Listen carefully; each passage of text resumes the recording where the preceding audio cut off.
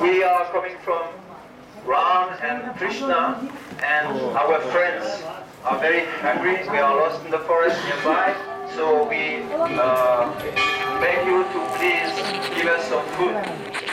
Nothing has been offered yet, so it was possible for the Brahmanas to give something. But actually, they thought, oh, we cannot do that, because if they touch them, we cannot offer anything then. So they didn't even hear, they didn't even look at them or hear.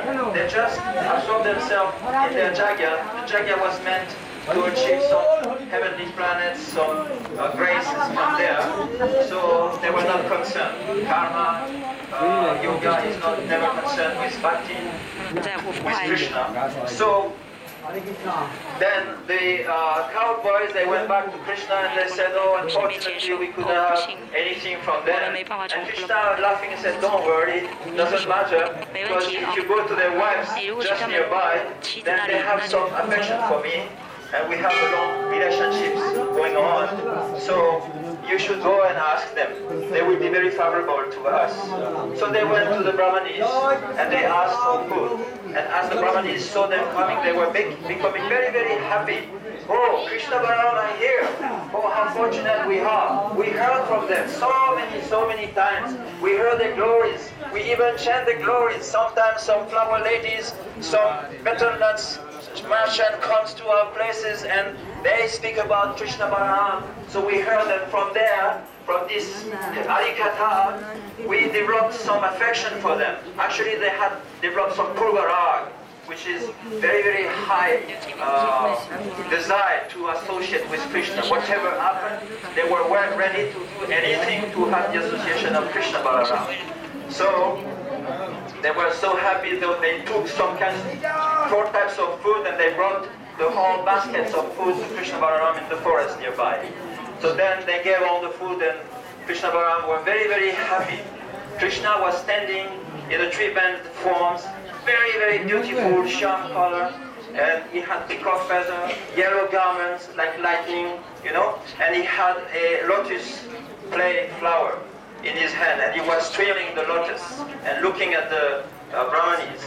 He was like sending an email, oh, you know, this lotus is like your heart, and look, I am playing with your heart. Now you are feeling something for me. And they became completely maddened and didn't want to have anything else to do with their families, with their husbands, or with whatever connected to this world. They felt that, oh, we are now ready to completely surrender to the lotus feet of the Lord. We don't want to go away for any other reasons. So this is very good, actually, because it is said in Shastra that we should not keep connection with whatever or whoever is hampering our progress in spiritual life. We see that there is many instances where Vaishnavas, they have cut their relationships with their, father, mother. In the case of Prahlad Maharaj, he cut his relationship with Hiranyakashipu, his dear father. And in the case of Katbanga Maharaj, he kept relationship with the demigods. And others, they cut their relationships with the mother, with their spiritual master, like Bali Maharaj. So it's good to cut relationship if there is no connection with Krishna, with an opposing mood. So they did this. This is a great lesson for us. So they did this, and Krishna was very happy with their concern and with their behavior. Very loving, affectionate behavior. They told Krishna, we don't want to go anywhere now. And Krishna said, no, but you should go back. Your responsibility is with your husband. You should help them do this Brahmani Jagya. They said, no, because if we come back there, they will not accept us. We have now given our love for you to you. How can they will accept us again? It is against Vedic culture. Then Krishna pacified them. He said, no, don't worry. Your brothers, your in-laws, or whoever your husbands will accept you again. I give my blessings and promise. So they agreed upon this, and slowly they came back with their mind full of, they were ready to stay in the forest. They were ready to live in the forest, just like these Aborigine girls. from the tribes that love Krishna according to their capacity. But the Brahmanis didn't have qualification to be with Krishna. Why? Because Krishna was thinking, first of all, they're not from Vrindavan. I only give my association, I engage in pastimes with only the devotees who belongs to Vrindavan, who I have this kind of relationship, spontaneous raga activities, raga affection.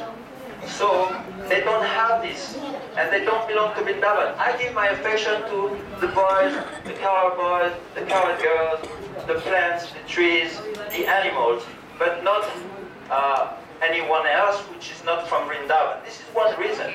The second reason is that they were Brahmanis, and he was thinking, I am Vaishya. So this is out of context.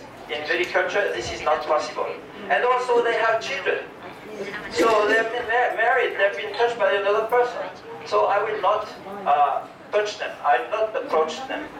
This is understandable, because Krishna is absolute, pure reality. He has the first choice, and we should also understand this.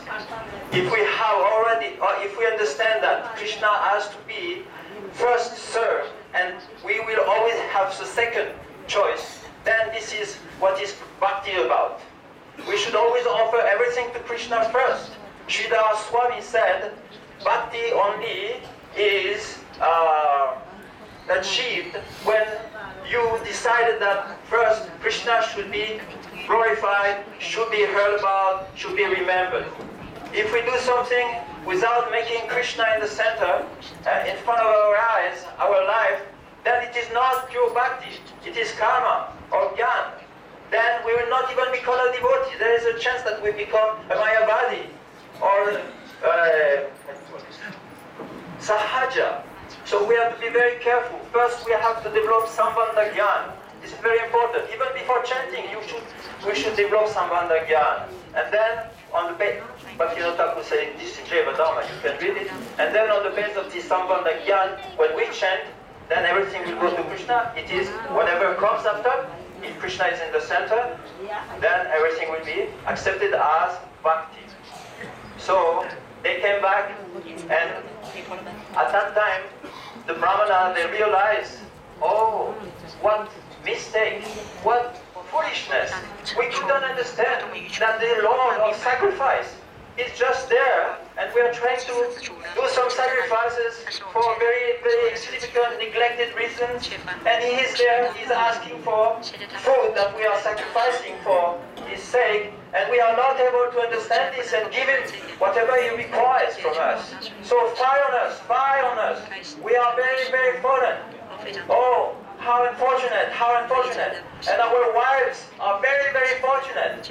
They are very simple. They have never done any sacrifice, any austerity, any pious activities, but spontaneously their heart is full of their love for Krishna. So they have understood and they have pleased the Lord. So therefore, they are very glorious, very glorious. So all glorious on Brahmanis, Yajnapatis, they became very, very, their hearts softened. And they were remorseful so much that they want to see Krishna beg for forgiveness for this offense. But because they were living next to Kamsa's palace, then they thought, no, we cannot go. So they remained from going to see Krishna, but actually their heart changes and their mood became positive. They became Krishna conscious. So all glories to the Yajnapatis, and all glories to Krishna Balaram, all glories to Gurudev, and all glories to Bariram. Thank you very much. Hare Krishna.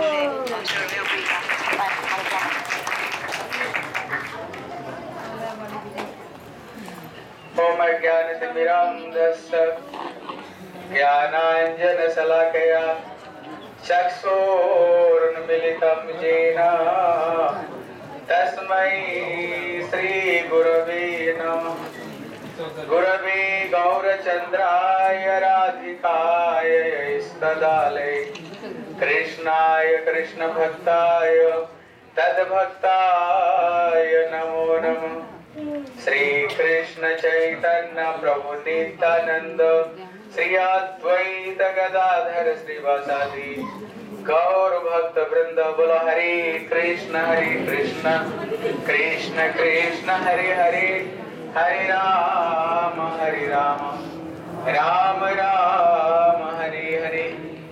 हम लोग श्रीला गुरु जी के अनुगत्य में श्रीधाम वृंदावन परिक्रमा करते करते अभी जहाँ पर उपस्थित हुए हैं, ये स्थान का नाम भातरोल है।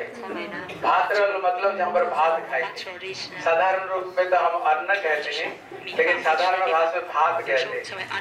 सब भाषा में भात कहते हैं। इसलिए जहाँ पर भगवान ने यहाँ पर भक्तों को ऊपर कृपा करके जहाँ पर उन्होंने भात खाए थे, इसलिए स्थान का नाम भातरोल है। और पास में ब्राह्मणों का यज्ञ स्थान है। यहाँ पर बड़ा सुंदर अशोक वृक्ष से संपूर्ण ये वृंदावन सुंदर रूप में विमर्शित था। इसलिए ये भगवान कभी सखाओं के साथ में यहीं पर प्रभु कभी गैया चराते चराता है, बस उनको गैया चराने की कोई जरूरत नहीं। चराते हैं किसको? जो कंट्रोल से बाहर है।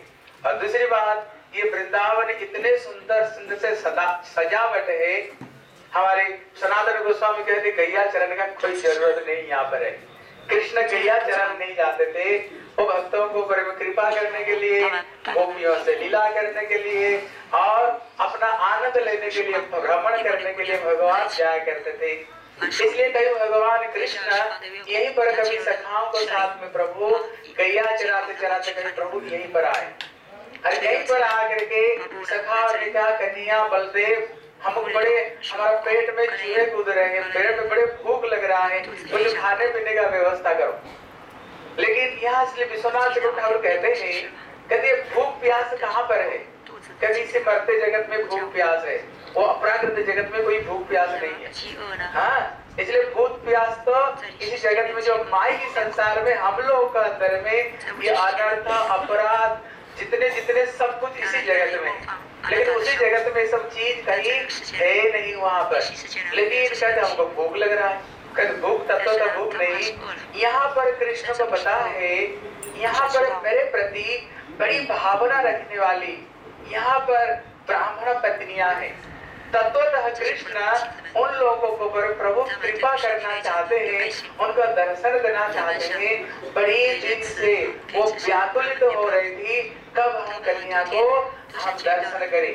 जब जब वो मथुरावासी सुनते थे कृष्ण केवल 6 दिन में उन्होंने उतना को उन्होंने बंद किया, 1 महीना में सकटासुर को बंद किया, 3 महीना में श्रीनागर तक उन्होंने बंद किया, और 3-4 साल में उन्होंने अघासुर बकासुर और जब उन्होंने कालिया नाव को नथा, जब फिर सुने 7 साल का बालक 7 क्रोश गिरिराज और 7 दिन तक धारण किया, सबके सबका अंदर में इतने भावना बढ़ पड़ी, हम कब कन्या को हम दर्शन करें, कब कृष्ण का दर्शन मिले। अभी भगवान वो यज्ञ पत्नियों को कृपा करना चाहते हैं, इसलिए यहाँ पर भगवान सखाओं ने ये एक भूख की बहाना के द्वारा अभी कृष्ण को जब बोले, इतने में कृष्ण ने कहा सखाओं को कहा, सखाओ जाओ, यहाँ पास में ये ब्राह्मण लोग यज्ञ कर रहे हैं, वहाँ पर जाओ, उनको तुम लोग को मांगो। और किसका नाम लेकर के? पहले श्री बलदेव प्रभु का नाम पहले लेना, मेरा नाम बाद में लेना। बोले क्यों? कहते कृष्ण ग्वाला है, लेकिन श्री बलदेव प्रभु किसका बेटा है? कहते श्री बलदेव प्रभु बेटा किसके हैं?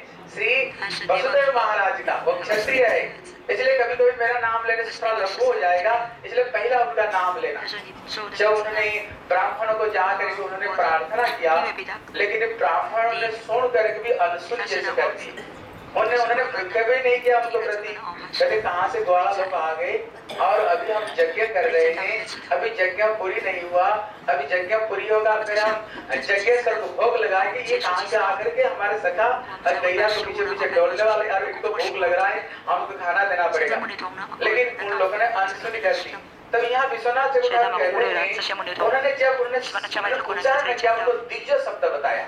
बोले द्विज शब्द मतलब होता है, द्विज तो एक ब्राह्मण है, द्विज मतलब जिनका 2 बार जन्म हो, पहला तो एक सौत्र जन्म जो पहले जन्म होता है, लेकिन ब्राह्मण का जो दूसरा जन्म होता है जो उनका यज्ञ होता है, इसलिए उनका दूसरा जन्म बताया, इसलिए उन्होंने द्विज शब्द प्रयोग किया। तो विश्वनाथ चतुर्थ कह रहे उन्होंने द्विज शब्द प्रयोग किया, इसलिए उन्होंने द्विज शब्द प्रयोग किया। हम कहते ना तेरे पिताजी का ठीक नहीं, हाँ तेरे पिताजी का ठीक नहीं, हम कहते ना कभी गाली देते हैं, हाँ इसलिए मानो यहाँ पर द्विज शब्द कहकर कह रहे हैं, बोले तुम लोग यज्ञ भगत जो जितना कर रहे हो इसका यज्ञेश्वर कौन है? बोले यज्ञेश्वर स्वयं भगवान कृष्ण। हम जो कुछ कर रहे हैं अगर वो मूल यज्ञेश्वर भगवान कृष्ण के सेवा में अगर नहीं लगे वो सब के सब तुम्हारा बेकार है। हाँ इसलिए अगर तुम भगवान को सेवा में नहीं लगाओगे तो तुम्हारे जीवन भी बेकार है, तुम्हारे जीवन का बर्बाद है। इसलिए उन्होंने द्विज शब्द प्रयोग किया। तो विश्वनाथ चतुर्थ यहाँ कह रहे हैं अब ये ब्राह्मण लोग यहाँ पर यज्ञ कर रहे हैं, नियम है यज्ञ हो, यज्ञ पूरी के बाद मेरे पूजा सेवा करते हैं, उसको बाद में नियम है किसको देने का, लेकिन वो ब्राह्मण लोग मेरे कृष्ण को पहले देते, उनको बिना यज्ञ पूरी हुए हम इस काम के लिए कर रहे हैं, यज्ञ के लिए कोई बीच में आके बोलेगा थोड़ी हम दे देंगे, नहीं देनी चाहिए, पर वो क्यों दे दे, इनको क्या जरूरत क्या है? तब यहाँ पर शिक्षा दे रहे हैं कि देखो कृष्ण गीता में कहते यज्ञार्थात् कर्म अन्यत्र लोकयम कर्म बंधन तदर्थ कर्म कौन्तेय मुक्त संग समाचार। बोले यज्ञ भाई भगवान विष्णु, अगर हर कर्म अगर हम भगवान के लिए नहीं करते हैं तभी सबके सब बंधन का कारण है। इसलिए हम जो कुछ करते हैं उसका जो मूल जो मालिक भगवान कृष्ण अगर सब कुछ उनके सेवा में लग जाए तो समझना ये सार्थकता है। जब इन लोगों ने नहीं दिया वो वापस लौट करके आए, बोले कन्हैया तुमने हमको बोला जाओ उसके पास में भोजन लेकर आओ, तेरा नाम सुनते उन्होंने हमारा कोई ध्यान ही नहीं दिया, हम तो बड़े अवहेला उन लोगों ने किया। कृष्ण ने कहा एक काम करो उनको भक्तियों के पास जाओ। बोले जो इतने सारे वेद वेदांत उपनिषद और त्रिवेदी चतुर्वेदी ये सबके सब शास्त्र रखने वाले जब तेरे को पहचाने नहीं और उनको घर की जो स्त्रियां जिनका जन्म संस्कार नहीं, जो हर समय अपवित्र रहती हैं और तेरा नाम सुनकर देती हैं, कृष्ण कहते देखो तुम लोग उनको नहीं जानते हो, मेरे बड़ी भक्तिवती है। यहाँ शिक्षा देते हैं ऐसे नहीं सब सारे शास्त्र पढ़ ले के फिर भगवान का भक्ति होगा, इसका मतलब ये नहीं भक्ति किसी को पर डिपेंड नहीं करता, ये भक्ति स्वतंत्रता है। इसलिए भक्ति एक छोटे से छोटे जाति राम का जितने भक्त देखो, कोई बड़ी जाति में कोई बंदर है, कोई भालू है, कोई रीछ है, कोई राक्षस है, कोई जानवर है, ये सब कैसे भगत है। हाँ किसी ब्राह्मण को बड़ी कृपा बहुत कम देखने को मिलता है, इनको बड़ी कृपा है। इसलिए भक्ति किसी को अगर डिपेंड नहीं करता है, इस छोटे से छोटे जाति का अंदर में भी ये भक्ति प्रकटित हो सकता है, एक बड़े विद्वान के अंदर में ये भक्ति प्रकाशित नहीं हो सकता है। सचमुच से बोलने पर सखा लोगों ने जब ब्राह्मणियों को पास में गए सचमुच से दूर से देखा ब्राह्मण या तो दिन रात हाथ में काम करती है, सेवा करती है और मुंह में कन्या का नाम लेती है।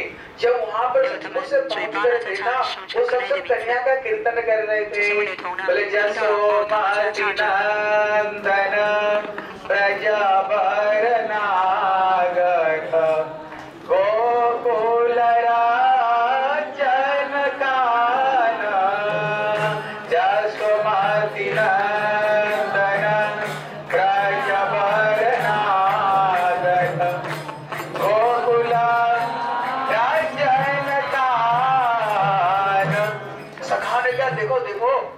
सचमुच से हमारे कन्या का कीर्तन आ रहे हैं, आवाज आ रहे हैं अंदर से। जब वहाँ पर गए, जब वहाँ जा करके बोले यहाँ पर कृष्ण बलराम पास में आए हैं, उनको भूख लग रहा है, उन्होंने भोजन की आकांक्षा की। सुनते ही बड़े दिन से व्याकुल थी कब दर्शन करे, सुनते ही उनका कान खड़ा हो गया, बोले कृष्ण बलराम, बोले हमारे आस पास में, बोले हाँ, बोले ये पास में आए हैं, वो भूखे हैं, वो खाना चाहते हैं। इतने में जितने सारे सामग्री यज्ञ के लिए लड्डू कचौड़ी मालपुआ और जितने सारे मिठाई बनाए थे सब के सब उठाए और ले करके जैसे नदी जैसे समुद्र की तरफ में बहती है ऐसे चलने लगी। किसने जा करके ब्राह्मणों को बोल दिया, बोले तुम लोग यहाँ स्वा कर रहे हो, तुम्हारी जितने पत्नियां सबके सब खाना पीना जो यज्ञ के लिए बना था वो भगवान कृष्ण के लिए सबसे सब ले जा रहे हैं। वो जितने ब्राह्मण तक चोटी खड़ा करके भगे वहां से चोटी खड़ा करके भागे। बोले कहाँ जा रहे हो? बोले भगवान कृष्ण के लिए हम ले जा रहे भजन करके। बोले खबरदार घर से अगर बाहर होगे ना, निकल जाओगे घर से, टांग तोड़ देंगे, घर में तुमको घुसने नहीं देंगे। बोले तुम्हारी ये घर में हम आने का कोई जरूरत है नहीं, हम घर में वापस नहीं आएंगे, हम तो दुनिया का साथ मिला करेंगे। उन्होंने किसी की बात नहीं सुने, सुन करके इतने सारे भोजन को लेकर के यहीं पर आए। जब यहीं पर आए तब भगवान कृष्ण को स्वागत करते। बोले स्वागत में महाभागा। कहते जो स्वागत महाभागा विश्वनाथ चक्रवर्ती कहते हैं कृष्ण केवल दो जगह में ये शब्द प्रयोग किया। एक तो उन्होंने प्रयोग किया ब्रज गोपियों के लिए। गोपियां जब सब कुछ छोड़ करके कृष्ण के पास में आए, कृष्ण वहां पर गोपियों को स्वागत में महाभागा बोलकर करें। और दूसरे जगह पर कि जब पत्नियों के लिए उन्होंने स्वागत में महाभागा बोले। बोले यहाँ पर भगवान स्वागत क्यों कर रहे हैं? स्वागत किसलिए कर रहे हैं? बोले उनको स्वागत है। बोले किसको स्वागत है? भगवान जो गीता में आदेश दिया सर्वधर्मान परित्यज्य माम एकम शरणम व्रज, उनके लिए स्वागत है जो सब कुछ माया ममता मोह छोड़ करके जो भगवान के पास में आते हैं उनको स्वागत है। बोले कौन? बोले महाभागा।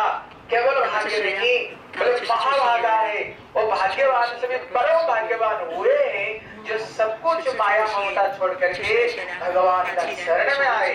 वो स्वागत में महाभाग बोल करके उन्होंने तीनों पत्नियों को भगवान स्वागत करते हैं। अब स्वागत करके जो कुछ उन्होंने लाए थे उन्होंने भगवान को खिलाया यहीं पर।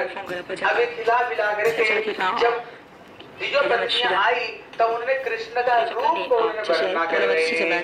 बोले श्यामम हिरण्य परिधि बनमाल वरहा धातु प्रवाल नटवेश मनु प्रताल से। तो गुरु जी यहाँ पर कहते हैं, कहते भागवत में 3 जगह में कृष्ण का रूप का वर्णन आया है। बोले कहाँ पर?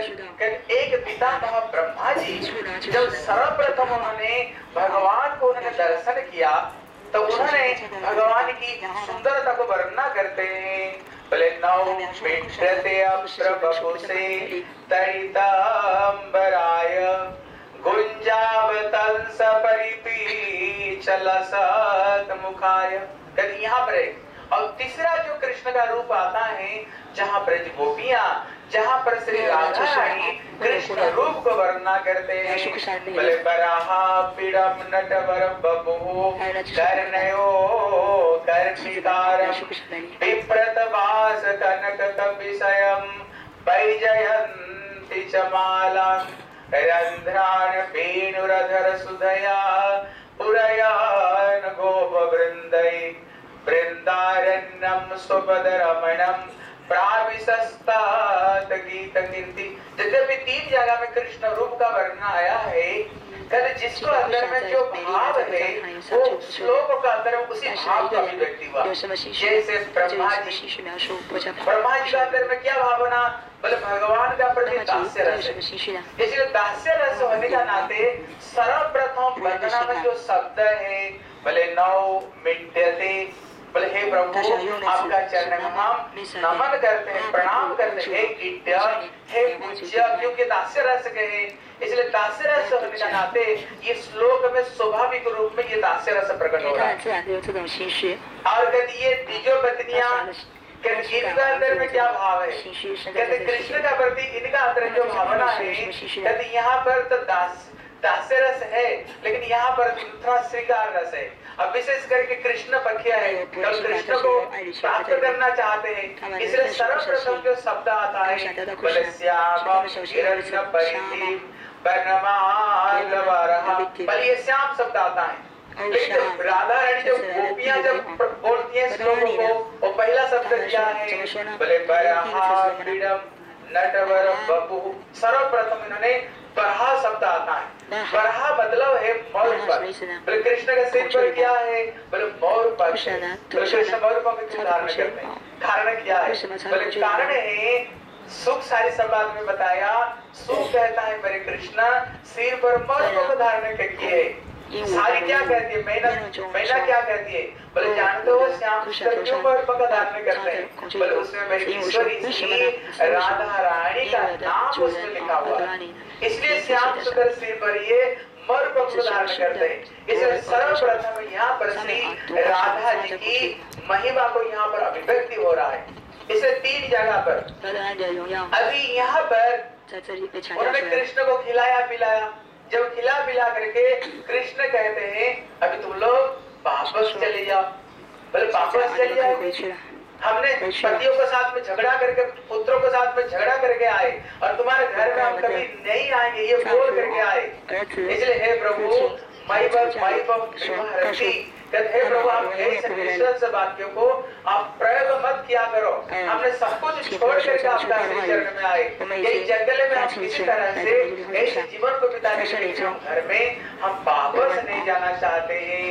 लेकिन कृष्ण ने उनको बहुत समझा बुझा करके उन्होंने उनको वापस भेज दिया। बोले देखो अभी जाओगे तो पति जैसे तुम्हारा विरोध है, अभी कोई विरोध नहीं रहेगा, अभी तुमको स्वागत करेंगे। क्योंकि जहाँ पर कृपा हरि की होगी तहाँ पर कृपा करे सब कोई। अगर भगवान जिसको ऊपर संतुष्ट हो जाए विश्व ब्रह्मांड संतुष्ट हो जाए। बोले चिंता मत करो लेकिन तुम लोग वापस चले जाओ।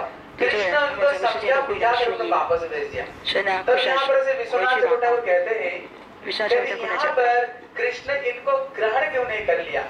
जैसे ब्रज गोपियों के साथ भगवान रास किया लेकिन यहाँ पर उन्होंने इनको रास नहीं रचाया और कृष्ण उनको घर में वापस भेज दिया। बोले कारण क्या? तो गुरुदेव कहते हैं कहते पहला कारण कहते पहले इनके अंदर में ये जो अभिमान है ये ब्राह्मणी है। ये ब्राह्मणी होने का अगर कृष्ण कौन है? कृष्ण जगत में धर्म को प्रभु स्थापन करने के लिए प्रभु आए। इसलिए धर्म स्थापन करने के लिए आए। अगर प्रभु ब्राह्मणियों को ग्रहण करेंगे तो सारा दुनिया का लोग क्या बोलेंगे? ये ग्वाला होकर के अरे ब्राह्मण को धर्म को उन्होंने नष्ट कर दिया उन्होंने, इसलिए लोग निंदा करेंगे। पहले ये कारण। दूसरा कारण उनका अंदर ब्राह्मणी अभिमान। जैसे लक्ष्मी अभी भी लक्ष्मी बैठ करके महल वन में वो तपस्या कर रही है क्योंकि उन्होंने अभी ब्राह्मण की लक्ष्मी के अभिमान को अभी तक उसने त्याग नहीं दी। इसलिए विश्वनाथ ठाकुर कह रहे अभी भी लक्ष्मी बैठकर तपस्या कर रही है। दूसरा कारण था कृष्ण जब ब्रज गोपियों को वापस भेज रहे थे लेकिन गोपियों ने युक्ति तर्क द्वारा उन्होंने कृष्ण को उन्होंने परास्त कर दिया।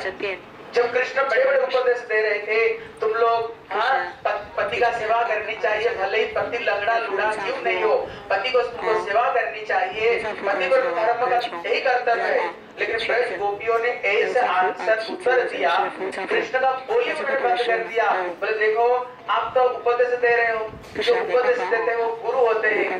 नियम क्या है? बोले प्रथम अंतु गुरु पूज्यम, पहले गुरु जी को पूजा करते हैं। इसलिए आप तो गुरु हो, इसलिए आपको पहले पूजा करनी चाहिए।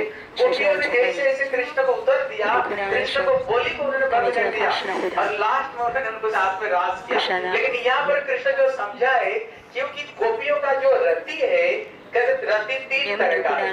एक तो साधारण रति जिसको पूजा करते हैं और एक सामंजस्य रति और एक समर्थ रति। ब्रज गोपियों के अंदर में जो रति है वो समर्थ रति। समर्थ रति मतलब कृष्ण को कंट्रोल करने में वो समर्थ है।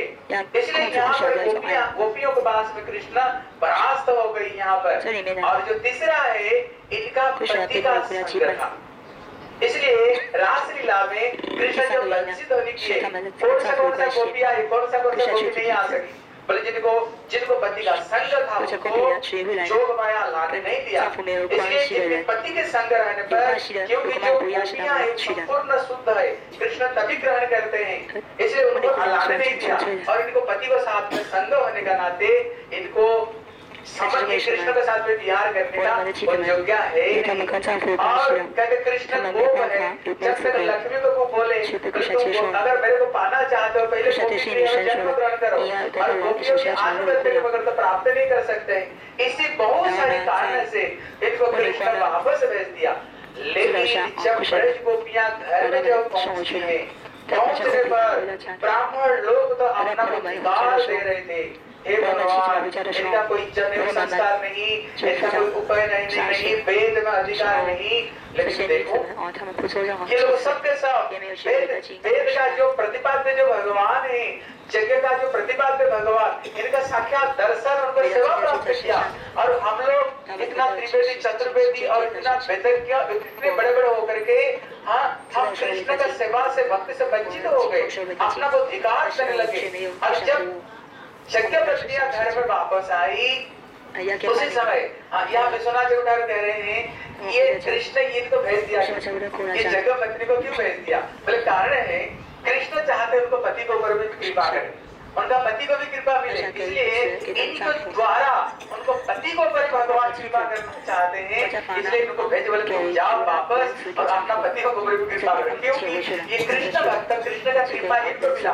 पति लोग जब इनको दर्शन करेंगे फिर पति को ऊपर भी भगवान की कृपा हो, इसलिए उनको ऊपर कृपा करने के लिए इनको भेज दिया। फिर पत्नियां आई तो ब्राह्मण लोगों को चरण वंदना किया और बड़े, इसलिए यहाँ पर भगवान ने ये सबके सब प्रभु यहाँ पर लीला किए हैं और यहाँ पर भाग उठाए। इसलिए हम लोग श्री गुरु जी का अनुगत भी यहाँ पर आए, यहाँ का धूल लगाए, यहाँ से शिक्षा ग्रहण करें और अपना घर में वापस कृपा सिंधु पतितानां पावनेभ्यो वैष्णवेभ्यो नमो नमः।